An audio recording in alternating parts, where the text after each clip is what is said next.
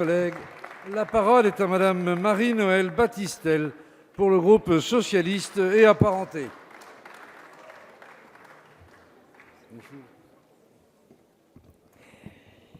Monsieur le Président, Mesdames les ministres, Mesdames et Messieurs les rapporteurs, mes chers collègues, l'honneur et la grandeur de notre Assemblée, c'est d'avoir le courage d'aborder les sujets les plus sensibles qui touchent notre société et d'y apporter des réponses pour améliorer le quotidien de nos concitoyens. C'est dans ces débats que, quelles que soient nos convictions, notre engagement politique prend tout son sens. C'est aussi dans ces débats que nos votes font avancer assurément notre société dans l'histoire. C'est pour cela, chers collègues, que nous avons à la fois attendu et pour certains craint ce projet de loi relatif à la bioéthique. Nous avons attendu car la société française elle-même exprimait l'espoir d'ouvrir de nouveaux droits et voir des situations qui paraissaient jusqu'alors inextricables enfin résolues. Mais ce texte, nous l'avons également craint, non pas que nous appréhendions le débat ou son issue, notre Assemblée ne craint jamais le débat, mais nous avions tous en tête les excès, la violence qui avaient accompagné les discussions sur le mariage pour tous. Fort heureusement, le combat gagné en 2013 a fait avancer l'histoire et fait reculer l'intolérance. Et alors que ce texte ait pu questionner en profondeur les convictions personnelles, philosophiques, sociétales, religieuses ou morales de chacun, nos échanges ont été parfois directs, toujours engagés, mais jamais violents. Et si la rue a exprimé ses positions et ses divergences sans les excès du passé, notre Assemblée a su travailler dans la sérénité.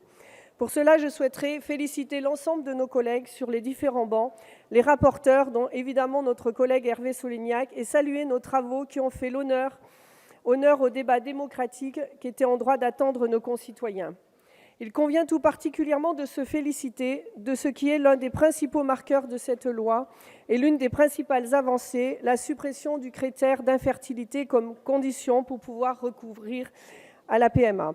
La PMA sera étendue ainsi aux couples de femmes et femmes célibataires. C'est une réponse importante à une aspiration sociétale forte et à la fin d'une hypocrisie qui consistait à fermer les yeux sur la détresse des femmes obligées de recourir à la PMA de l'autre côté de nos frontières.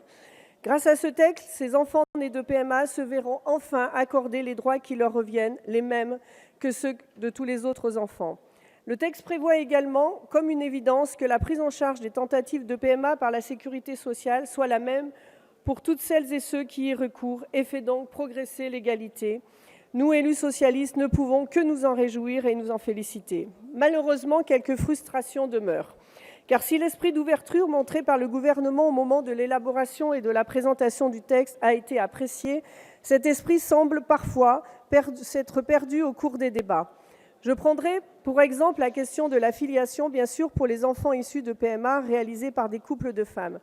La solution initialement retenue par le projet de loi à son article 4 établissait une double différenciation entre les enfants, mais également entre les parents. Nous avons eu l'occasion de le redire, la création d'un nouveau mode d'établissement de la filiation spécifique. Nous continuons de penser que quand on donne de nouveaux droits, il faut les assumer et les défendre plutôt que de donner des gages à ceux qui les combattent.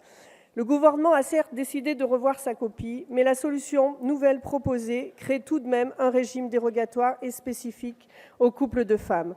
Nous avions pourtant proposé 2 amendements rejetés par le gouvernement qui proposaient tout simplement d'étendre le droit existant aux couples de femmes pour sécuriser la filiation des enfants. Autre manque évident de ce projet de loi, la PMA post-mortem. À partir du moment où il est permis à une femme seule de recourir à la PMA grâce aux gamètes d'un tiers donneur, comment refuser à une veuve de mener à bien son projet parental dès lors que son défunt mari a autorisé l'utilisation de ces gamètes? Autre regret notable, le refus du gouvernement de se saisir de toutes les opportunités que nous offre la science avec le diagnostic préimplantatoire des aneuploïdies, malgré le vote favorable de 5 des 6 rapporteurs. Étendre son recours aurait permis d'augmenter considérablement le taux de réussite des fécondations in vitro, qui est en France parmi les plus faibles d'Europe, et d'éviter le traumatisme psychologique que subissent de trop nombreuses femmes qui connaissent un échec d'implantation, des fausses couches à répétition ou des IVG. Rejeter ce texte empêcherait l'ouverture de droits nouveaux comme l'extension de la PMA et sanctionnerait injustement une loi bioéthique qui se caractérise davantage par son ouverture que par sa volonté de freiner ou interdire. Adopter ce texte va permettre, en revanche, de coller aux aspirations de notre société à plus d'égalité et à la sécurisation des femmes et de leurs enfants nés de PMA. Dans l'histoire, les élus socialistes ont toujours pris leurs responsabilités pour faire avancer les droits et permettre l'égalité.